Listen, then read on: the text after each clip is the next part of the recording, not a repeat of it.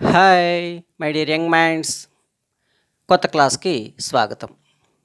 Mechanical technician vocational కోర్సులో second ఇయర్లో light motor vehicle సబ్జెక్ట్ని మనం నేర్చుకుంటున్నాం. ఈ లైట్ మోటార్ వెహికల్ సబ్జెక్ట్లో ఆల్రెడీ మనకి 3 చాప్టర్లు కంప్లీట్ అయిపోయినాయి. అవన్నీ కూడా యూట్యూబ్లో పెట్టడం జరిగింది. యూట్యూబ్ వీడియోలన్నీ కూడా రన్ అవుతున్నాయి, చూస్తున్నారు పిల్లలు. కొంతమంది ఆల్రెడీ దాంట్లో ఉన్నటువంటి క్వశ్చన్స్ని, వాటిని ఆన్సర్స్ని రాయడం జరిగింది.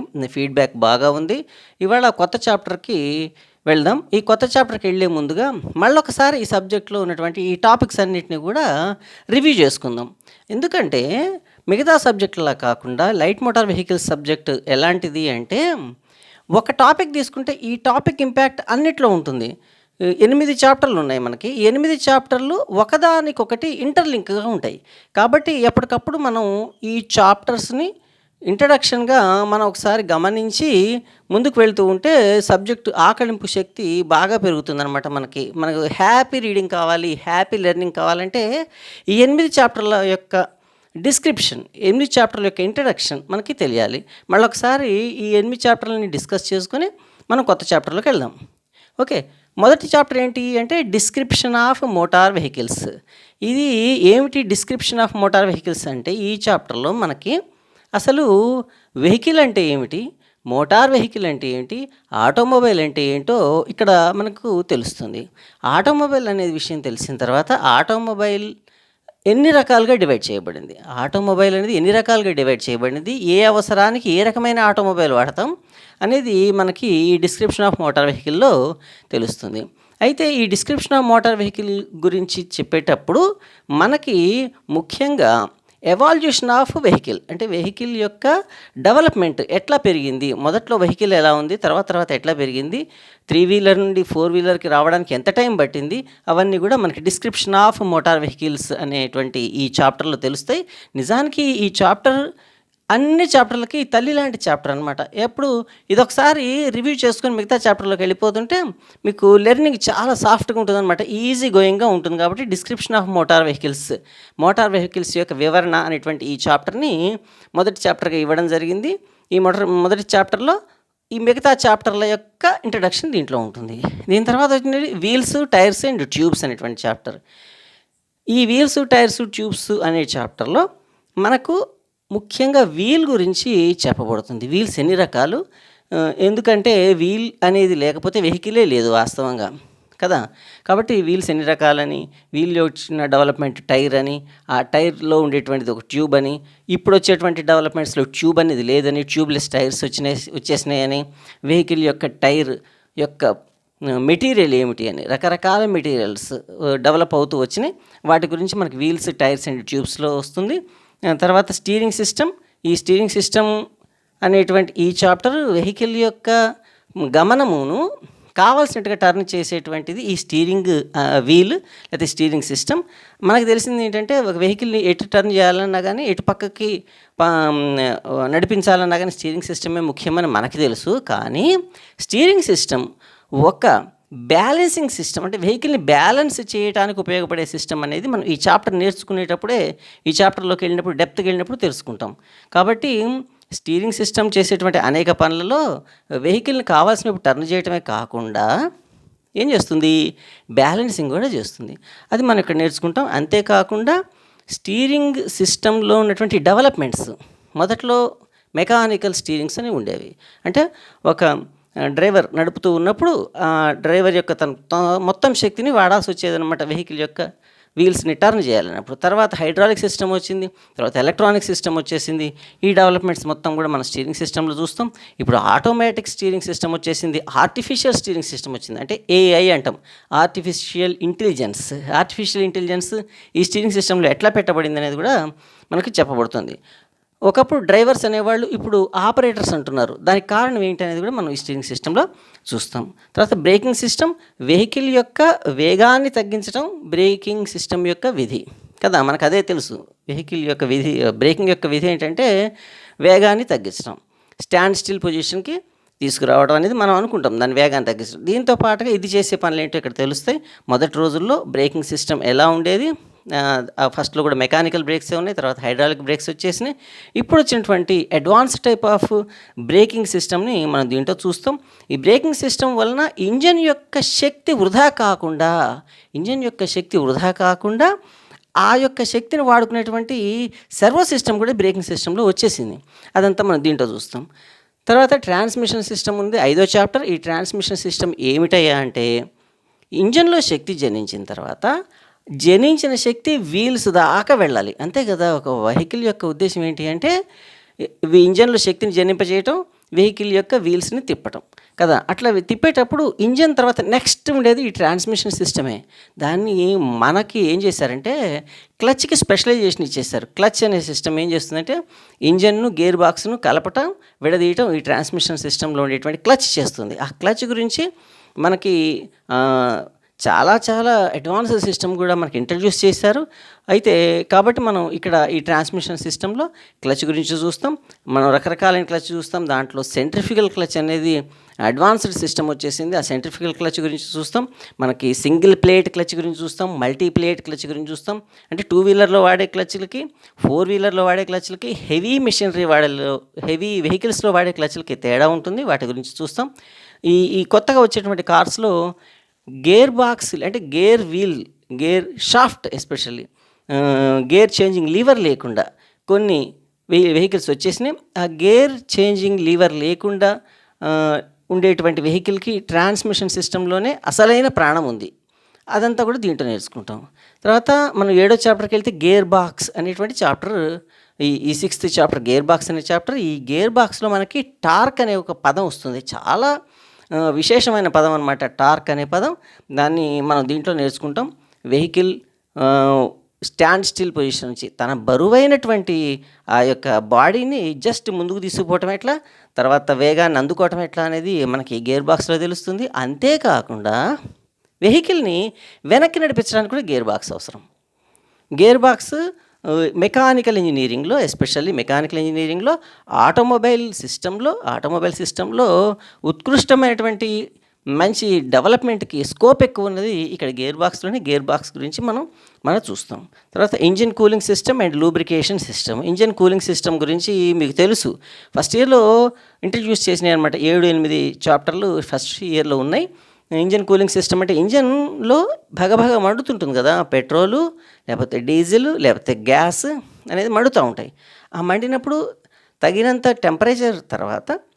టెంపరేచర్ని తగ్గించాలి. ఆ తగ్గించడానికి ఇంజిన్ కూలింగ్ సిస్టమ్ వాడతాం. దానికి ఫిన్స్ అనేటువంటి రేకు ముక్కలు, మనకి ఫిన్స్ అనేవి అక్కడ కనపడుతుంటాయి. ఆ ఫిన్స్ గురించి మనం ఎయిర్ కూలింగ్ సిస్టంలో చూస్తాం. కొన్ని ఇంజన్స్ని చల్లబరచడానికి వాటర్ కూలింగ్ సిస్టమ్ వాడతాం. నవేడేస్ బాగా డెవలప్ అయ్యి ఒక కూలాంట్ని వాడుతున్నారు. ఒక స్పెషలైజ్డ్ కూలాంట్తో ఇంజన్ కూల్ చేస్తున్నారు. అదంతా కూడా ఇంజన్ కూలింగ్ సిస్టంలో మనం నేర్చుకుంటాం. ఈ ఇంజన్ కూలింగ్ సిస్టంలో వచ్చిన డెవలప్మెంట్ ఏంటంటే, ఇంజన్ యొక్క శక్తిని తీసుకోకుండానే కూలాంట్ సర్క్యులేట్ అవుతోంది. అదంతా కూడా ఇంజన్ కూలింగ్ సిస్టంలో చూస్తాం. తర్వాత లూబ్రికేషన్ సిస్టమ్ కూడా దీంట్లోనే కలిపి ఇవ్వడం జరిగింది.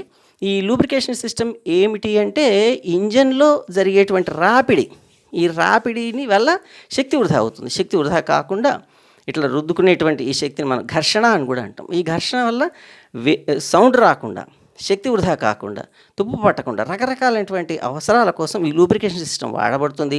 నిజానికి అడ్వాన్స్ డెవలప్మెంట్ అయినటువంటి వెహికల్స్లో మనకి ఏ రకమైన సౌండ్ రాదు. ఆ రకమైనటువంటి సౌండ్ రాకుండా ఉండటానికి లూబ్రికేషన్ సిస్టమ్ బాగా ఉపయోగపడుతుంది. మనకి 4 రకాల లూబ్రికేషన్ సిస్టమ్స్ ఇంట్రడ్యూస్ చేయబడ్డాయి.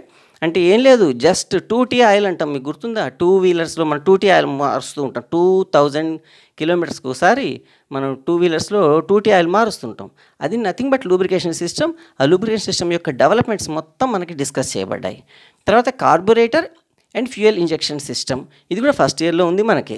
కార్బొరేటర్ సిస్టమ్ అంటే ఏంటి అంటే, కార్బొరేటర్ అనే పదం మనకి ఎక్కడొచ్చింది? పెట్రోల్ ఇంజన్లో వస్తుంది. పెట్రోల్ ఇంజన్లో గాలి మరియు పెట్రోల్ కలిసి ఛార్జ్గా మారి ఇంజన్లోకి ప్రవేశిస్తాయి. అట్లా గాలి మరియు పెట్రోల్ని కలిపేదే ఈ కార్బొరేటర్ అనేటువంటి పరికరం, ఆ విభాగం. ఆ కార్బొరేటర్ అనే విభాగాన్ని మనకి అడ్వాన్స్డ్ కార్బొరేటర్ సిస్టమ్స్ ఇచ్చాడు. 3 రకాల కార్బొరేటర్ సిస్టమ్స్ ఇవ్వడం జరిగింది. ఈ 3 రకాల కార్బొరేటర్ సిస్టమ్స్ మనం ఇక్కడ నేర్చుకుంటాం. ఇదే సమయంలో పెట్రోల్ ఇంజన్కి కార్బొరేటర్, మరి డీజిల్ ఇంజన్కి ఫ్యూయల్ ఇంజెక్షన్ సిస్టమ్ అని ప్రత్యేకమైన సిస్టమ్ ఇవ్వబడింది. ఈ ఫ్యూయల్ ఇంజెక్షన్ సిస్టమ్ ఏంటి అంటే డీజిల్ ఆయిల్ని సరైన సమయంలో సిలిండర్లో ప్రవేశపెట్టడం ఎలా అనేది మనకి ఈ ఫ్యూయల్ ఇంజెక్షన్ సిస్టంలో తెలుస్తుంది. ఈ ఫ్యూయల్ ఇంజెక్షన్ సిస్టంతో మనకి ఈ 8 చాప్టర్లు కూడా అయిపోతాయి. అందుకని మీకు ఏం చెప్పేది ఏంటంటే ఈ 8 చాప్టర్లు కూడా ఒకదానికొకటి ఇంటర్లింక్డ్ అనమాట. మిగతా సబ్జెక్టులలో ఉన్నటువంటి చాప్టర్లా కాకుండా ఇది ఒక సమగ్రంగా చదువుకుంటూ ఉండాలి. దాన్ని చదువుకోవడానికి వీల్లేదు. చదువుకున్నప్పుడు మనం మజా పొందలేమన్నమాట. సబ్జెక్ట్ని ఎంజాయ్ చేయాలంటే ఈ గేర్ బాక్స్కి స్టీరింగ్ సిస్టమ్కి లింక్ ఉంటుంది. ఎందుకంటే స్టీరింగ్ సిస్టంలో ఒక గేర్ బాక్స్ ఉంటుంది. దాన్ని స్టీరింగ్ గేర్ బాక్స్ అంటారు. కాబట్టి గేర్ బాక్స్ సిస్టమ్ బాగా నేర్చుకున్నప్పుడు స్టీరింగ్ సిస్టంలో ఉన్నటువంటి ఆ చిన్న గేర్ బాక్స్ గురించి మీరు ఎంజాయ్ చేస్తారు. అదే రకంగా ఈ బ్రేకింగ్ సిస్టమ్కి మరియు కూలింగ్ సిస్టమ్కి ఉన్నటువంటి రిలేషన్స్ ఇవన్నీ కూడా ఒకదానికొకటి ఇంటర్లింక్డ్ అయి ఉంటాయి. కాబట్టి బాగా చదవండి. అయితే దీంట్లో మనకి ఆల్రెడీ ఇదైపోయింది. Description of motor vehicles already యూట్యూబ్లో అప్లోడ్ చేయబడింది. బాగా చూడండి. తర్వాత స్టీరింగ్ సిస్టమ్ కూడా అప్లోడ్ చేయబడింది. అంతేకాకుండా ట్రాన్స్మిషన్ సిస్టమ్, ఈ 3 చాప్టర్లు కూడా యూట్యూబ్లో ఉన్నాయి. బాగా చూసారని అనుకుంటున్నాను, ఎందుకంటే మీ దగ్గర నుంచి ఫీడ్బ్యాక్ చాలా బాగా వచ్చింది. ఈ 3 సిస్టమ్స్ కూడా అంటే 3 చాప్టర్లు, description of motor vehicles, steering system and transmission system, ఈ 3 చాప్టర్లు కూడా పక్కాగా అయిపోయినాయి. బాగా 1-2 సార్లు ఆ వీడియోస్ చూస్తే సరిపోతుంది. తర్వాత మనం ఇవాళ నేర్చుకునేది వీల్స్, టైర్స్ అండ్ ట్యూబ్స్ అనేటువంటి చాప్టర్. ఈ చాప్టర్లో మనం నేర్చుకునే విషయాలన్నీ కూడా మిగతా చాప్టర్స్కి లింక్ అయి ఉంటాయి. బాగా నేర్చుకుంటారని ఆశిస్తూ మరి ఈ చాప్టర్కి వెళ్ళిపోదాం. Wheels, tyres and tubes. Okay,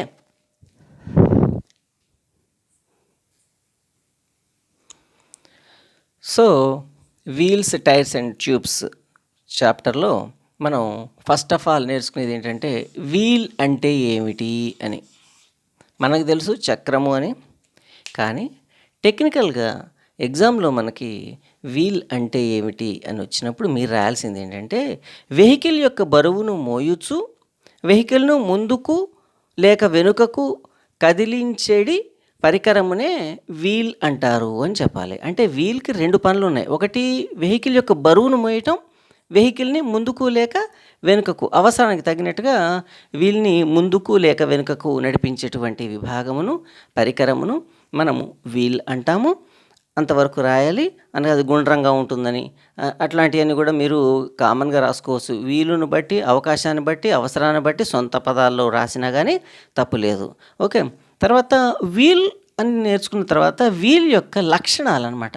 మంచి వీల్కి ఉండేటువంటి లక్షణాలు ఏంటో మనం నేర్చుకోవాలి. ఇక్కడ మనకి ఇంజనీరింగ్ స్టూడెంట్స్కి కావాల్సింది ఏంటంటే ఈ ప్రాపర్టీస్, మంచి వీల్కి ఉండేటువంటి లక్షణాలు ఏంటి అని మనం నేర్చుకోవాల్సి ఉంటుంది. మంచి వీల్కి ఉండాల్సిన లక్షణం ఏంటంటే ఫస్ట్ ఆఫ్ ఆల్ బ్యాలెన్సింగ్. ఏమిటి ఈ బ్యాలెన్సింగ్ అంటే వెహికల్ యొక్క వైబ్రేషన్స్ని తట్టుకొని వెహికల్ని స్థిరంగా ఉంచడమే బ్యాలెన్సింగ్. ఈ బ్యాలెన్సింగ్ 2 రకాలు. ఒకటి డైనమికల్ బ్యాలెన్సింగ్, 2 స్టాటికల్ బ్యాలెన్సింగ్. అంటే వెహికల్ కదులుతూ ఉన్నప్పుడు కూడా, వెహికల్ ముందుకు వెళుతున్నప్పుడు కూడా బ్యాలెన్స్ చేయటం.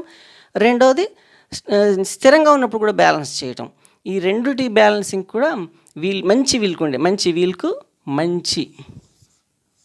వీల్కు ఉండేటువంటి లక్షణాల్లో మనకి ఈ బ్యాలెన్సింగ్ అనేది ముఖ్యమైనది. ఎందుకంటే ఈ బ్యాలెన్సింగ్ వల్లనే మనకి ఫ్యూయల్ ఎఫిషియన్సీ ఒకటి, లోపల ఉన్నటువంటి కంఫర్టబిలిటీ ఒకటి, ఈ 2 కూడా బ్యాలెన్సింగ్ మీదనే ఉంటాయి.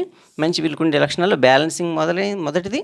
తర్వాత ఇది కొంచెం బరువు తక్కువగా ఉండాలి. 2 బరువు తక్కువ. ఎందుకు అంటే వెహికల్ ముందుకు వెళ్తున్నప్పుడు ఖచ్చితంగా ఫ్యూయల్ ఎఫిషియన్సీని చూస్తాం. తక్కువ ఫ్యూయల్తో ఎక్కువ దూరం పోవాలంటే వెహికల్లో ఉన్నటువంటి మిగతా భాగాల బరువులు కూడా తక్కువే ఉండాలి. దాంట్లో భాగంగా బరువు తక్కువగా ఉండాలి. అంతేకాకుండా తుప్పు పట్టదు. ఎస్పెషల్లీ ఇది నీళ్ళల్లో కూడా నడిచే అవకాశం ఉంది కాబట్టి తుప్పు పట్టకూడదు మరియు వంగిపోకూడదు కూడా. అది కూడా ముఖ్యమైనది.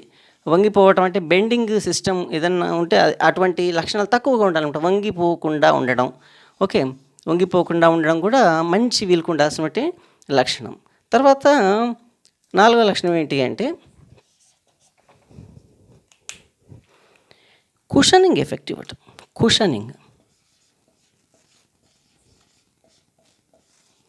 కుషనింగ్ అంటే తెలుసుగా, స్ప్రింగ్ యాక్షన్.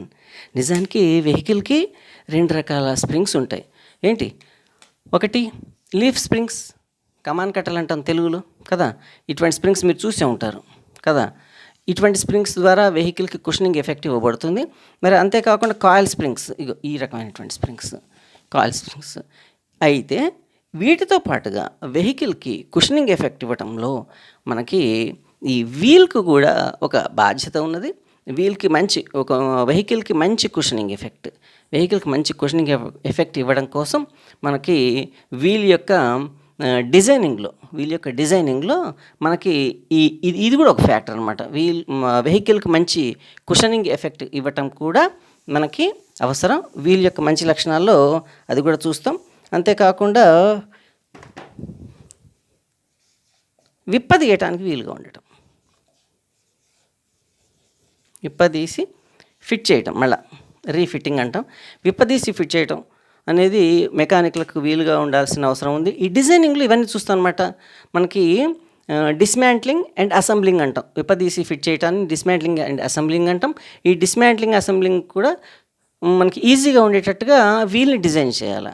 మనకి కొన్ని రకాల బ్రాండ్స్ ఉన్నటువంటి కార్లను చూస్తే ఒకే ఒక స్పానర్తో కార్లో ఉన్నటువంటి అన్ని భాగాలను విడదీయటానికి, అన్ని భాగాలను డిస్మాంటిల్ చేసే అవకాశం కొన్ని రకాల బ్రాండ్స్లో ఉందన్నమాట. 2 వీలర్స్లో కూడా అట్లా ఒక 2 లేక 3 స్పానర్స్తో కొన్ని వెహికల్స్ అవుతాయి, డిస్మాంటిల్ చేయొచ్చు. మళ్ళీ వాటితోనే అసెంబ్లీ చేయడం కుదురుతుంది.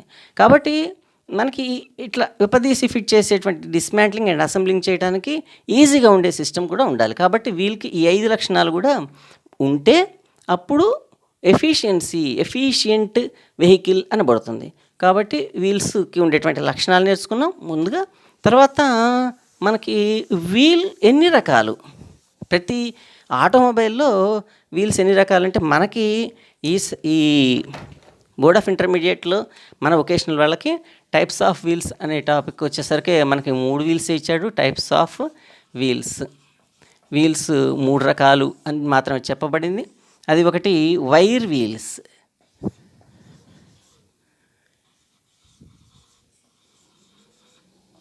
పాతకాలంలో బాగా వాడింది, 2 వీలర్స్లో కూడా బాగా వాడటం జరిగింది. నెక్స్ట్ డిస్క్ వీల్స్,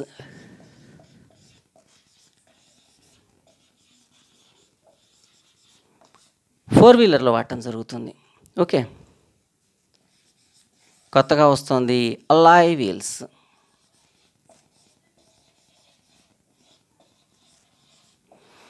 కాబట్టి ఈ మూడు రకాల వీల్స్ గురించి కూడా మనం తర్వాత డిస్కస్ చేద్దాం.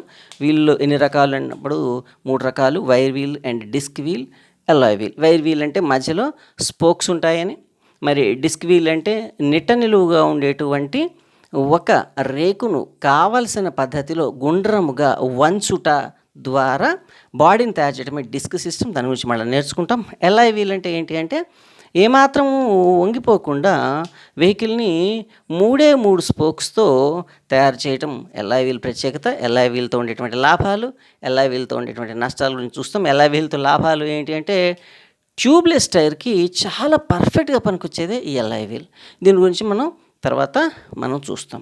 అయితే ఈ 3 రకాల వీల్స్ గురించి నేర్చుకునే ముందు ఈ వీల్స్లో ప్రతి వీల్లో ఉండేటువంటి భాగాలు అంటే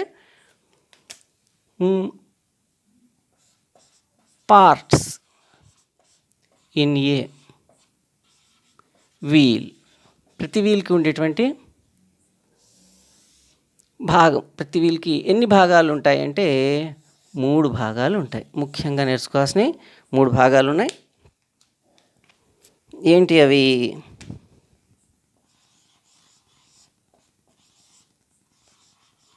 టైర్,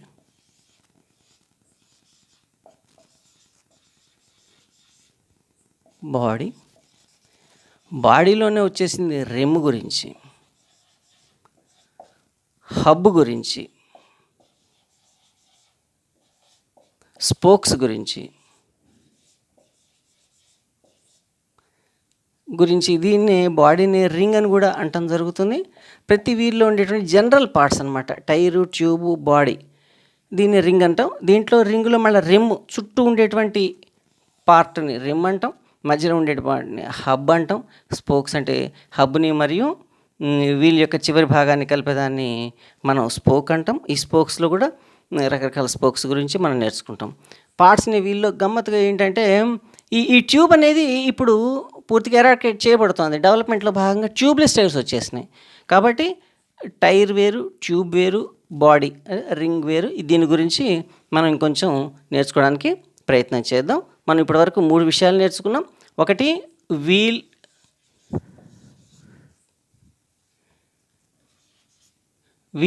వీల్ లక్షణాలు, మంచి లక్షణాలు ఎట్లా ఉండాలి అని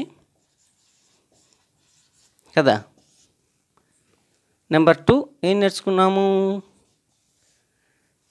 ఏంటి? Types of wheels.